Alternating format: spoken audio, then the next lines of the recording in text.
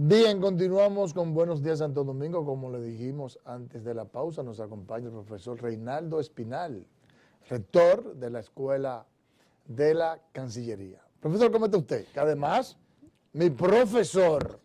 Qué orgullo cuando uno presenta a sus profesores, ¿verdad?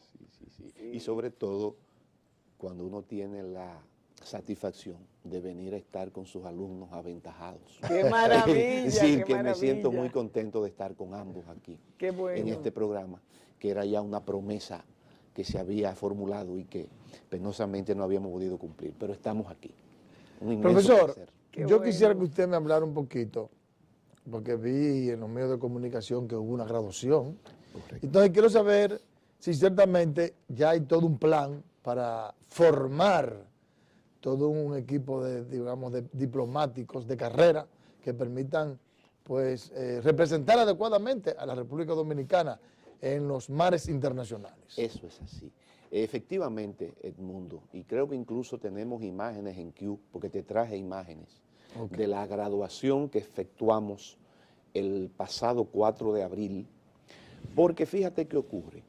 La escuela diplomática, que fue la escuela fundada por Trujillo en el año 1939, se daban cursos y en el 42 comenzó a funcionar. Es la escuela diplomática más vieja de América. Wow. Pero ¿qué ocurre? Durante más de 50 años estuvo cerrada. En 1946, por una orden administrativa de Trujillo, se cerró. Una disposición administrativa. Le dijeron a Trujillo, parece que habían profesores de la izquierda española que habían venido. Sí, Alfredo Matilla, Jesús de Galíndez, todos esos fueron profesores de esa primera escuela. Fue la primera gestión del presidente Leonel Fernández, siendo don Eduardo Latorre canciller, que se reapertura la escuela y comienza ya a funcionar de una forma un poco más sistemática. Pero cuando llegamos, al final del año 2008, un servidor con un nuevo equipo, entendimos que era necesario elevar al más alto nivel el Instituto de Formación Diplomática, como lo tienen los países donde realmente hay una carrera diplomática consolidada. Usted va a Brasil, se encuentra con el Instituto Río Branco, usted va a Chile, se encuentra con la Academia Andrés Bello, usted va a México, se encuentra con el Instituto Matías Romero. Sí, un instituto del más alto nivel para formar a los diplomáticos, porque el tema que tenemos que quitarnos de la cabeza es que la diplomacia es una cuestión atropellada o a la carrera. La diplomacia es una carrera especial, así como la carrera judicial, como la carrera militar. Sumamente importante. La diplomacia es una carrera especial. Entonces, ¿qué pasa? Nos pusimos a trabajar y en el año 2008 comenzamos a organizar para someter al Ministerio de Educación Superior el proyecto mediante el cual la escuela diplomática, que era la escuela que existía, se convirtiera en el instituto especializado en formación diplomática. Pero ¿qué pasa? Con la facultad que otorga el Consejo Nacional de Educación Superior para operar como institución de educación superior, de manera que estemos facultados para formar a nivel de posgrado, al más alto nivel. Esta graduación, que como te decía, creo que tenemos por ahí algunas ya salieron en Q, la vimos. Esta graduación es la primera de posgrado, es decir, los primeros 34 alumnos, 27 de maestría, algunos 7 de la especialidad en diplomacia comercial, pero esos 27 alumnos tienen en su haber la importancia, primero del ingreso, ingresaron por concurso público. Eso es la que le iba a preguntar, ¿cómo se ingresa? Si tienen a nivel de grado, Claro, de posgrado. ellos ingresan con... Creo que hay becas también que se ofrecen. Ellos ingresan con grado, porque nosotros estamos facultados para formar a nivel de posgrado. Pero eso implica que ellos tuvieron que pasar por pruebas de idiomas. Todos dominan un segundo idioma, mínimo. Pero no porque lo certificamos nosotros. Eso lo certificó el Dominico Americano y la Alianza Francesa. Segundo, prueba de cultura general, impartida por la Academia Dominicana de la Historia, no por nosotros. Muy bien. Significa que un diplomático tiene que conocer primero que todo la historia y la cultura de su país. Y en tercer lugar, evaluación psicológica, porque recuerden ustedes que el diplomático necesita también reunir unas calidades a nivel de su personalidad. Más ahora que estamos viendo todos estos problemas en Estados Unidos por esta forma impulsiva de el Donald dominio Trump. de sus emociones, que es algo vital para todo profesional, la inteligencia emocional, para cualquier persona. Claro. Pero para un diplomático, porque un diplomático no puede por cualquier cosa perder la compostura, perder su equilibrio, su estabilidad emocional, y entonces esa prueba, esa evaluación psicológica que la hizo también un gabinete externo, fue para un poco evaluar la parte de personalidad. Y luego ya una entrevista de panel con funcionarios de carrera y a gente con experiencia, que puedan evaluar también lo que se llama la idoneidad vocacional, porque hay una confusión con esta carrera. La gente piensa que la carrera diplomática es para andar en cócteles, y incluso en México en algún momento se acuñó un término que decía que estaban creyendo que la diplomacia era para momias cocteleras.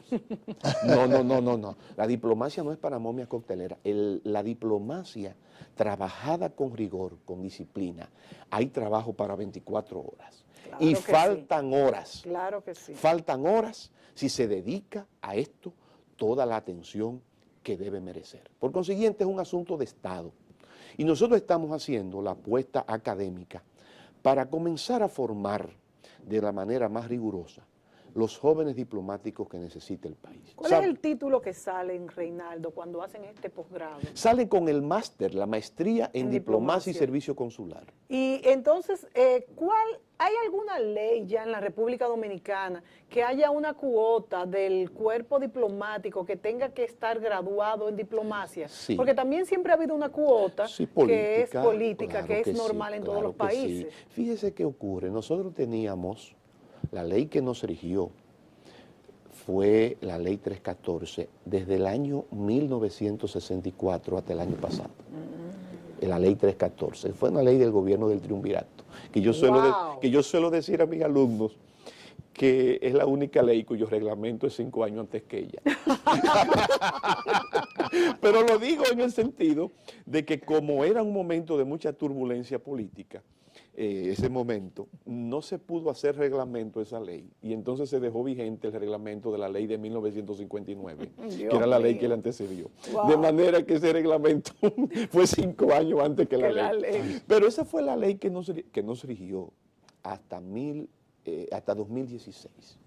Ya se tenía hace muchos, unos 8 o 9 años, en un proceso de ir trabajando con un nuevo marco jurídico, porque realmente el mundo ha cambiado, señores. Mucho. Ya la Guerra Fría terminó. Mucho. Es decir, el mundo cambió completamente. Y entonces no podía ser que en materia de lo que es regular el ente, que también tiene su responsabilidad, la conducción, porque el Poder Ejecutivo, como dice el artículo 26 de la Constitución y demás, es el presidente quien dirige la política exterior, pero el órgano que la ejecuta es la Cancillería. Claro. Entonces, desde el año pasado ya tenemos la Ley 630-16, que es el nuevo marco jurídico que nos regula. Ciertamente, entonces, la ley establece un porcentaje de un 65-35. Muy bien. Pero la ley anterior no lo tenía. Aunque la ley creaba la carrera, pero en la práctica la ley nunca se aplicó. Sí. De manera que los primeros diplomáticos de carrera, son 114 en este momento todavía, fue a partir del año 2011 que comenzaron a ingresar por validación, pero personas que ya tenían en el servicio derechos adquiridos por los años, por el servicio. Claro. Pero esto ha ido de la mano también con los esfuerzos que el Ministerio de Administración Pública ha estado haciendo para ordenar el servicio público, y obviamente la Cancillería ha ido a pie juntillas con el Ministerio de Administración Pública, con la Presidencia, desde la llegada del actual canciller, una comisión de funcionarios de Cancillería, comenzamos a trabajar para reglamentar la ley que ya se había promulgado en la gestión del canciller Navarro. Y en ese momento comenzamos a trabajar, y es un reglamento que ya está, esperamos que próximamente el presidente ya lo ponga en vigor por decreto. Ya está terminado el trabajo. Bueno, además de... Para regular la ley, porque vea, se crea la ley pero no estaba el Para regular reglamento. la ley. Eh, ¿Qué cambia con esta Cambian muchas regulación? cosas, cambia la misma estructura ministerial porque se moderniza. Lo que estábamos haciendo era que estábamos en el ministerio dándole atención puntual a muchas cosas, pero de manera administrativa. Pero, por ejemplo, nuevas áreas que se han ido abriendo en el marco internacional, en la dinámica internacional, que los ministerios todos tenemos que asumir. Por ejemplo, diplomacia climática y medioambiental. Claro. De eso no se hablaba en la Cancillería, pero en las cancillerías, en sentido general.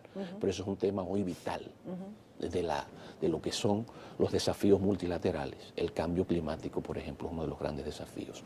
Diplomacia urbana, diplomacia parlamentaria, porque tienen que trabajar muy de la mano las cancillerías con los parlamentos. Diplomacia comercial, porque la diplomacia hoy, en gran medida, tiene una dimensión muy comercial. Yo diría que desde siempre. Desde siempre, pero antes primaba mucho, sobre todo en Guerra Fría y demás, la diplomacia política, que no dejará nunca de ser política en cuanto que, es decir, la diplomacia tiene que atender los temas capitales de política exterior de un Estado, pero la dimensión comercial se ha de convertir y se convierte en una dimensión estratégica. De hecho, el ministro actual, el ministro Vargas, ha importantizado mucho este tema en cuanto que como lo requiere la época. Claro, nosotros tenemos, de hecho, una especialidad. Es la primera escuela, el primer ente de formación de una cancillería en América Latina que tiene una especialidad en diplomacia comercial, a nivel de especialidad. Es decir, para formar diplomáticos comerciales, no solo en las nuevas disciplinas multilaterales del comercio, acceso a mercado, dumping, propiedad intelectual, todos estos temas que son vitales que un diplomático comercial maneje. ¿Qué ventaja tendría el graduado de esta especialidad después que se gradúa para que lo manden al servicio exterior ante otros que no tienen La pregunta es muy importante. Nosotros, por un asunto de prudencia, saben que en diplomacia la prudencia cuenta mucho, como en la vida, pero sabiendo que estamos en un momento de reforma, hemos ido con mucha prudencia, en el sentido de que, sabiendo que cuando se convocó esta promoción y la que ya se graduó y la que se va a graduar en abril, porque tenemos otra que se va a graduar en abril del año próximo, fuimos muy prudentes en cuanto que en el llamado a concurso, todavía no teníamos el nuevo marco jurídico, dijimos que aquellos que postularan iban a entrar en una lista de elegibles, de manera que se vaya dando entrada a ellos, al servicio, en la medida en que se vayan produciendo las vacantes, pero la voluntad que existe es que ellos puedan ingresar. Ya hay algunos que han ido ingresando anterior a terminar la formación, pero la idea es que concluyan los procesos internos que estamos llevando y que ellos puedan ingresar como tercero secretario, porque déjeme decir, en esto, como en la milicia, como en la justicia, claro, hay rangos. Hay que hacer carrera. Claro. Una cosa es ser diplomático de carrera y otra es ser diplomático a la carrera. Claro. En diplomacia. Y ahí es que están los errores. Ese es el error. Pero se comienza como tercer secretario, segundo secretario, primer consejero, ministro consejero, y se puede llegar a embajador.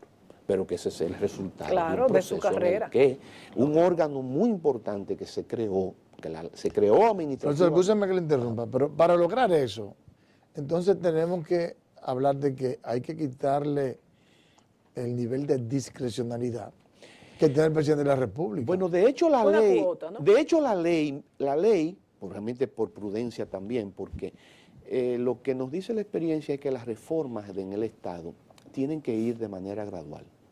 Es decir, sabiendo uno de dónde venimos, porque venimos del año 1844 y venimos del decreto 210 y venimos de todo este proceso tortuoso en el que el Estado dominicano arrastra falencias que no son de hoy ni son de ayer, son desde su primigenia formación.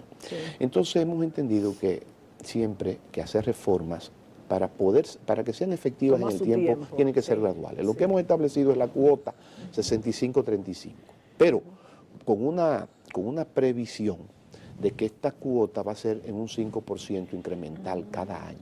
Pero muy bien. Incremental. Muy bien. Es decir, en comparación con lo que teníamos, que no teníamos, vamos a decirlo, el hecho de que se establezca ya. ¿Y ese cómo es ese 65-35? ¿Los de carrera cuáles son? ¿Los 65 o los 35? No, 65 sería de carrera, pero pero muy incremental. bien, muy bien. Y obviamente, como en todos los países del mundo, se deja ese margen Sí, discrecional, eso pasa en todos los porque países. existe en todos los países del mundo. Claro. Pero el camino correcto a la profesionalización de la carrera es el que hemos estado llevando. Pero evidentemente, a veces, como es normal, la ciudadanía, como es lógico y es el derecho, quiere ver transformaciones, quiere ver cambios, pero créanme que esto es a veces un esfuerzo silente, porque a veces lo que vamos contribuyendo a hacer reformas, lo vamos haciendo en los ministerios de manera muy silente, pero yo creo que hay una voluntad política ahora expresa, al menos en lo que concierne al nuevo marco jurídico, una nueva regulación, un instituto diplomático ya en formación, un órgano muy importante que se creó, que es tiene que ir conjuntamente todo, porque la dirección de carrera, porque es el órgano que va a evaluar también el desempeño de los funcionarios de carrera, que va a ir tomando debida nota del desempeño para en función de eso también ir trabajando con el tema de los ascensos. El mismo tema de las rotaciones es otro tema que la ley también y el reglamento van a dejar muy claras. No puede ser que un diplomático se vaya 12 años o 15 años de su país y no vuelva. Claro, porque tiene que estar vinculado, si no, no puede hacer un buen diplomático trabajo. que después de 4 o 5 años, 6, 7 años no vuelve a su país, se desarraiga. Claro. Se desarraiga. Y Eso pierde crea la esencia del diplomático. Y se supone que un diplomático es una persona que está defendiendo los intereses de su país. Crea un desarraigo. Desde el punto de vista político y desde el punto de vista económico. Exacto, ¿No contempla ese reglamento como en otros países que debe volver cada 4 años? Cada 4 2 años. al país? Eso contempla la norma. Ahora, nueva norma. se va exactamente la nueva norma. Normalmente es un marco temporal bastante equilibrado. Yo diría 4 años, que el diplomático pueda volver, se le reasigne destino, hay que reasignarle, obviamente que venga con alguna función muy específica, porque tampoco lo vamos a tener sentado en el banco sin hacer nada, pero que realmente se pueda evitar ese desarraigo y esa desconexión, porque un diplomático a veces tiene que irse, llevarse su familia, llevarse a sus niños pequeños. No es fácil la vida del diplomático. No, la vida diplomática es muy sacrificada. Esto de que hay la que vida diplomática... pero es exacto, hay que amarla, por eso hay que tener vocación para eso. Pero al fin y al cabo, si se hace con amor, si se hace con entrega, el diplomático contribuye decisivamente a lo que es el destino de su país. Definitivamente. Profesor, hablando de comercio, el presidente de la República en el 2012, entre sus promesas de campaña, dijo que iba a convertir precisamente a la Cancillería en un órgano para crear negocios, oportunidades de negocio. Exactamente. Esa nueva especialidad que se está dando de diplomacia comercial, ¿viene de alguna manera a darle respuesta a esa intención del presidente? Sí, viene a darle respuesta académica, desde luego, como desafío académico a esa línea estratégica del presidente. Pero debo decirte que el nuevo señor canciller, con el nuevo viceministro Hugo Rivera, que es una persona ya con mucho conocimiento, porque ha estado antes en las funciones, una persona con mucho nivel. Él ha estado impulsando en muchas iniciativas, incluso todavía ustedes vieron ayer que estábamos firmando acuerdos con Jamaica, se ha estado firmando acuerdos con distintos países, y recientemente se terminó también un acuerdo muy importante con el Centro de Promoción e Inversión de la República Dominicana que dirige nuestro querido amigo Luis Henry Molina, para trabajar muy de la mano, porque había... mi impresión, yo creo que con este acuerdo se resuelve. Había una cierta desconexión porque el CIRD tenía oficinas en varios países abiertas, pero aunque existía un acuerdo no se estaba trabajando quizá con todo el acoplamiento y con toda la afinidad necesaria. Y es así porque realmente la instancia autorizada en el exterior, conforme a la Convención de Viena, para promover y representar al país es la misión diplomática. Incluso, embajador, no solamente en nuestro país, vemos que en los grandes países del mundo, Alemania, Estados Unidos, Francia, todos los países, el ministro, el canciller, es una figura, es casi el que maneja toda la política internacional, precisamente comercial. Por lo que la Convención de Viena establece como el principio de representación. Exacto. ¿Quién ostenta? Es el principio de representación. Y eso es muy importante, porque para usted ser reconocido y usted ser aceptado allí, hay que cumplir con unas normas, con unos... Entonces yo creo, Edmundo, que ciertamente la Cancillería, y con este lineamiento estratégico del presidente, como tú bien dices, como bien señalas, está muy consciente y se ha estado trabajando de la mano con las instancias del Estado correspondientes para ir dando respuesta. Tenemos que acoplarnos cada vez más, tenemos que cada día ir priorizando cuáles son los objetivos estratégicos. Este encuentro de ayer y esta firma, por ejemplo, con el canciller, con el primer ministro y la canciller de Jamaica, es muy importante porque nosotros no podemos seguir ni vivir de espalda al Caribe. Claro. Pero al Caribe, no el Caribe hispano, vamos a decirlo así, sino el Caribe francófono y el Caribe anglófono, con el que nosotros tenemos vínculos de cercanía geográfica, pero que no necesariamente se han traducido en vínculos estratégicos a nivel diplomático y a nivel político. Tenemos que ir venciendo todas esas reservas, todos esos resquemores, que nos permitan ir haciendo alianza estratégica, porque con el primero que usted hace alianza estratégica y con el vecino. Claro. En este momento estamos muy optimistas también con el tema de las relaciones con Haití. Ya tuvimos la visita del nuevo canciller haitiano, como usted bien dice. El señor canciller ya se había reunido con el presidente electo, presidente electo que ya tomó posesión, en ese momento era presidente electo. El canciller Rodríguez ya estuvo visitando, el canciller y él estuvieron reunidos, una reunión muy fructífera para darle seguimiento y retomar los mecanismos que ya se tienen establecidos, porque a veces se olvida que existe un órgano que se llama la Comisión Mixta Bilateral Dominico-Haitiana. Y esa comisión existe desde finales de los años 70 para darle seguimiento a todos los temas estratégicos y técnicos. ¿Se puede confiar en que este nuevo presidente le va a dar, va a actuar con responsabilidad entre los acuerdos que se llevan a cabo? Porque con frecuencia Haití desconoce los acuerdos que se suscriben. Nosotros hemos visto, al menos en el poco tiempo que ya lleva, una manifestación de buena voluntad, si cabe, en cuanto que entendamos que la buena voluntad en la vida internacional no es retórica, son acciones. Pero ya la acción de la visita del canciller haitiano, en cuyo marco, y es algo que creo que es digno de resaltarlo en abono a ellos, entregaron los primeros 11.000 pasaportes a ciudadanos haitianos. No, nos parece que hay un espíritu de poder normalizar, de poder hacer efectivas las relaciones.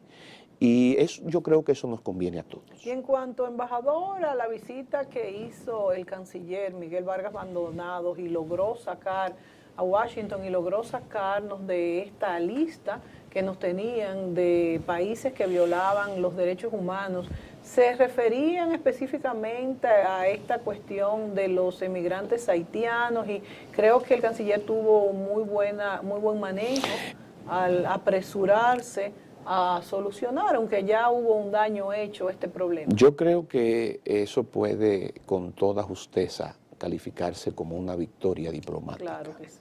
Porque realmente fue algo inconcebible, por no decir, no inconcebible en cuanto que uno desconozca que eso puede existir, sino inconcebible en cuanto que es una total inconsecuencia con la política exterior que el Estado Dominicano y la política migratoria que el Estado Dominicano ha tenido con relación a este problema. Y no solamente eso, sino que todo el mundo sabe y solamente no lo ve aquel que no quiera verlo, porque realmente hay quien no quiere ver. Claro. Y cuyo no ver se convierte en una postura interesada. Señores, no hay país del mundo que haya sido ni sea más solidario con Haití que nosotros. Claro que sí. Señores, pero Una gran hay injusticia. que ver claro, señores, hay que ver claro cómo fue desde el primer momento, por ejemplo, de ese terremoto para hacer un parteaguas, cuál fue nuestro comportamiento.